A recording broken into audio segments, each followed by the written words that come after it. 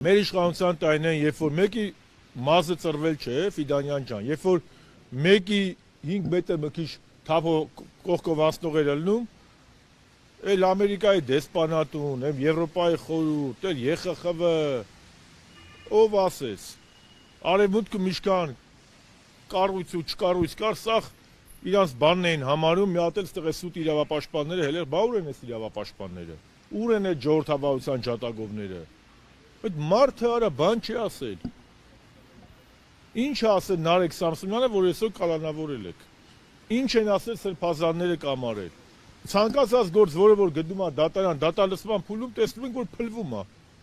մինչև այդ սաղ ԿՊ-ն հարահրոսով գոռում են, տեսեք, էսա ինչ պետք է լինի, ինչ պետք է լինի, վերջում գնում ենք պրասնուշկեքը մոնտաժված իշխան ես գիտեմ, այն մեկ որ տենում է սաղ փլվում է, ցանկացած գործ մտնում է դատարան, հենց հրապարակման փուլ է մտնում, տեսնում ենք, որ բան չկա։